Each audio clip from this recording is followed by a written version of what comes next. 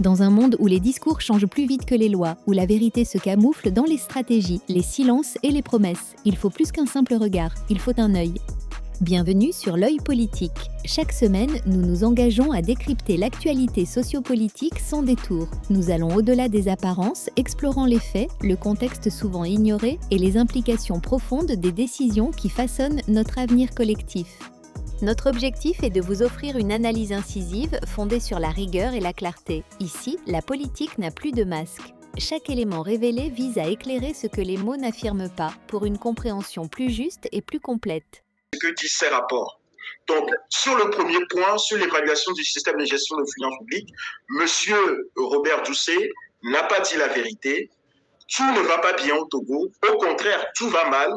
D'ailleurs, ce qui prouve que tout va mal, c'est que actuellement, il y a 3 audits qui sont en cours au Togo par des institutions financières internationales. Et je pense personnellement que c'est la raison pour laquelle il insiste, et il le dit 2 fois, 3 fois, que le tout va bien au Togo, qu'il a envie de rassurer les gens. Je pense qu'il a voulu saisir l'occasion de cette exposition mondiale pour s'adresser aux partenaires financiers, aux créditeurs, aux créanciers du Togo, qui sont actuellement au Togo aujourd'hui, pour se demander, pour contrôler, surveiller le Togo et se demander pourquoi les choses ne vont pas au Togo.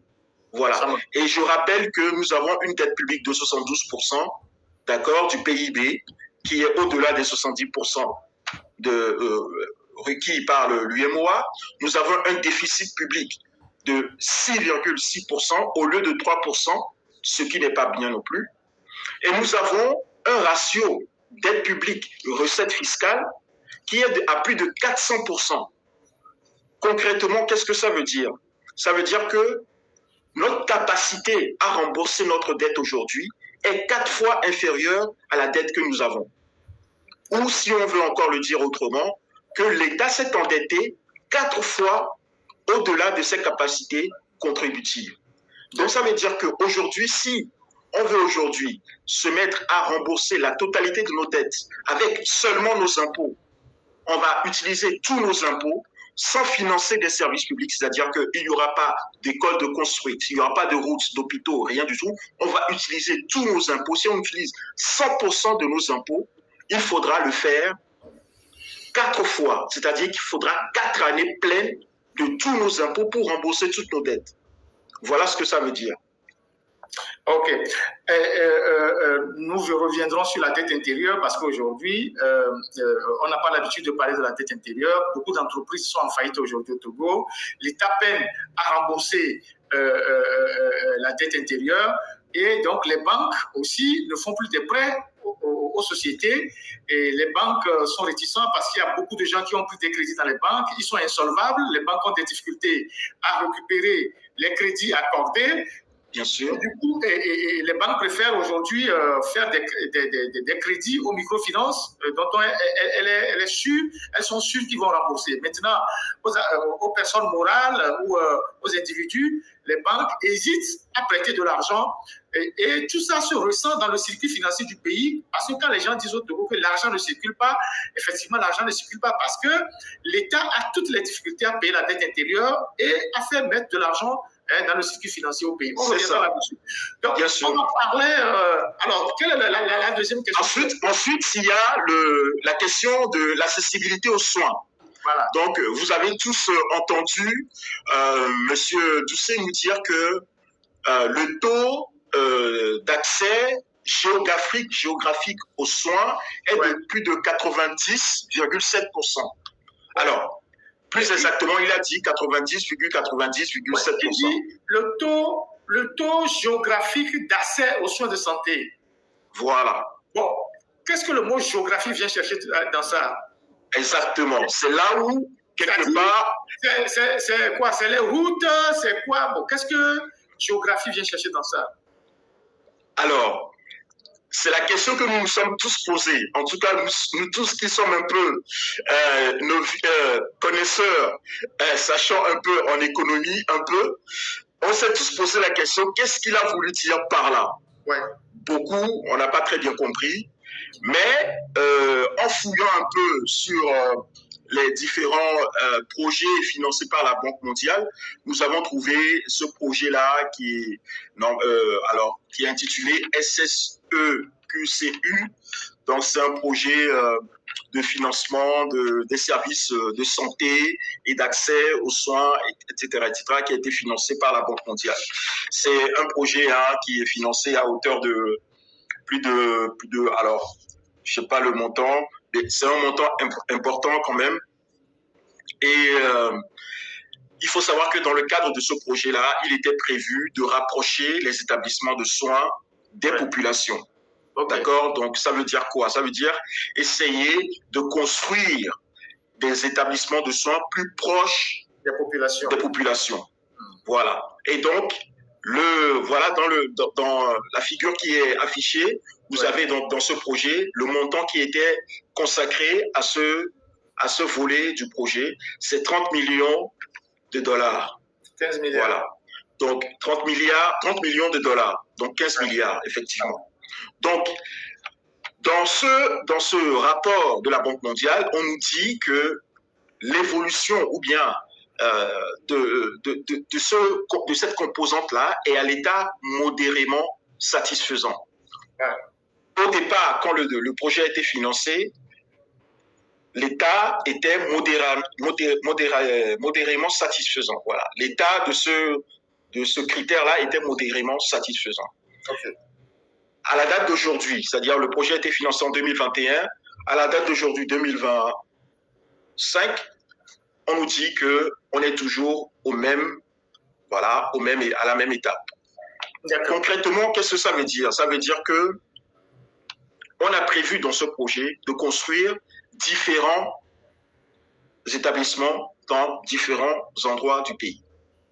D'accord? Ouais. Nous, quand on a été chercher les 90,7%, on est tombé sur une information du site internet de la République of Togo qui nous dit que les 90,7% proviennent des dernières statistiques. Ouais. Mais quand on a été sur le site internet de l'INSED, c'est-à-dire l'Institut national qui produit les statistiques nationales, ouais. On n'a pas trouvé de statistiques, voilà, de 90,7%. Voilà, d'accessibilité de soins géographiques. On n'en va pas trouver. Donc, à l'heure actuelle, on peut dire que ce chiffre-là que M. Doucet a sorti n'est pas vérifiable. Okay. D'accord? En revanche, ce que nous pouvons dire, c'est que dans le projet dont je viens de vous parler, SSEQCU, les cibles qui étaient fixées, il était fixé de construire à peu près 2000 établissements entre 2021 et 2025. À l'heure actuelle, il n'en a été construit que 181. Okay. Sur les 2000 qui étaient prévus dans le cas du projet. Il n'en a été construit que 181. Donc, on est très loin de la cible qui était prévue dans le cadre de ce projet-là. Et on ne peut pas dire qu'il y a 90%. Maintenant, ce qu'on peut... là, vous avez les chiffres qui sont diffusés par le gouvernement. Maintenant, nous avons aussi d'autres séries de chiffres. Parce qu'on peut faire dire n'importe quoi aux chiffres. Mais nous avons aussi d'autres séries de chiffres. C'est-à-dire des chiffres qui proviennent de sondages. Ouais. D'accord? De sondages. Et le sondage vient de l'Institut Afrobaromètre. Afrobaromètre, c'est un institut de sondage africain, panafricain, qui fait des sondages, qui a des bureaux un peu partout dans tous les pays africains et qui fait des sondages. Qui va au contact de la population, leur pose des questions pour avoir des réponses concrètes. D'accord? Il prend un échantillon de population, pose des questions, fait les calculs et obtient donc des nombres, des chiffres qui sont représentatifs de toute la population. Le sondage, c'est quelque chose d'aléatoire, par principe. C'est quelque chose d'aléatoire, mais nous avons quand même il y a quand même un certain degré de précision. Hein. Il y a 5%, on va dire 5% d'erreurs sur tous les sondages. C'est ce qui est admis. 5% d'erreurs sur tous les sondages qui sont faits. Mais normalement, quand on prend un bon échantillon, quand on échantillonne bien dès le départ, on a des chiffres à peu près qui sont fiables. Donc, c'est ce que fait Afrobaromètre. Et moi, je pense que c'est beaucoup plus fiable que le chiffre que donne M. Doucet, puisque M. Doucet, on n'a pas On n'a pas les sources, on n'a pas les métadonnées, c'est-à-dire les résultats des collectes de ces informations, on ne les a pas. En revanche, pour Afrobaromètre, vous pouvez avoir tous les métadonnées, c'est-à-dire toutes les questions qui ont été posées avec les résultats, vous avez tout. Et là, sur la figure qui est affichée, vous voyez que Afrobaromètre nous dit que en 2025, là, l'étude qui a été faite, là, le sondage qui a été fait date du 22 septembre 2025. Ça date du 22 septembre 2020, c'est-à-dire la publication a été faite la semaine dernière, en début de cette semaine, pardon. Et on nous dit dans cette étude que 89% de la population interrogée n'a pas d'assurance maladie. C'est la suite. 89%, 89% des personnes interrogées n'ont pas d'assurance maladie. Ça, c'est les derniers sondages d'Afrobaromètre. C'est les derniers sondages d'Afrobaromètre. Et c'est sorti la semaine dernière. C'est sorti la semaine dernière. Oui, c'est un sondage de quoi, 2024, mais c'est sorti la semaine dernière, c'est ça? C'est 2025. Ça a été fait 2025, 22 septembre 2025. Donc, les chiffres sont de 2024-2025. 89% de la population interrogée dit ne pas avoir d'assurance maladie. Oui, je pense que c'est raisonnable parce qu'en réalité, lorsqu'on parle d'assurance maladie, c'est d'abord les fonctionnaires. Ça, exactement. C'est d'abord les fonctionnaires. C'est la première catégorie. En fait, c'est les fonctionnaires, c'est les cadres supérieurs, oui, les militaires, voilà. Le personnel des forces armées. Les forces armées. Quelques responsables de professions libérales, mais exactement. La majorité de la population ne sait même pas ce que c'est que l'assurance. C'est les gens qui travaillent dans une ferme à Djarpanga, ou je sais pas, ou à 5AC, ou je sais pas, au Bengal, et ils ne savent pas ce que ça s'appelle l'assurance. Donc ils n'ont pas ça. Voilà. Donc la proportion de fonctionnaires au Togo est connue. La proportion de fonctionnaires au Togo est connue. On a 1% de la population togolaise qui est fonctionnaire. Voilà, 1% de la population qui est fonctionnaire. 1%. Quand on ajoute quelques personnes morales ou physiques de profession libérale, dont beaucoup sont dans l'informel d'ailleurs, beaucoup ne sont pas assurés. Après, bon, les histoires d'assurance pour les élèves, c'est aussi une pagaille organisée. Donc, on ne peut pas honnêtement dire que 3 millions de Togolais sont couverts par l'assurance maladie. C'est pas vrai. Ce n'est pas vrai. Ce n'est vraiment pas la réalité. Puisque quand justement, comme tu l'as dit, quand on ajoute toutes ces professions un peu supérieures qui ont les moyens de se payer une assurance, on arrive, selon les informations d'Afrobaromètre, à peu près 5% de la population. La grande majorité de la population, c'est-à-dire n'a pas d'assurance maladie. C'est-à-dire les agriculteurs, parce qu'on sait que plus de 68% de la population est employée dans le domaine de l'agriculture. Voilà, et plus de 20 à 30% sont employés dans tout ce qui est manœuvre. Voilà, donc la plupart de ces personnes-là n'ont pas d'assurance maladie. En plus, on a une économie qui a presque 75% informelle. Et nous savons que dans l'informel, les gens ne sont pas assurés. Donc voilà. Et donc, moi, je pense que le gouvernement togolais, il confond les projets aux résultats. Exactement.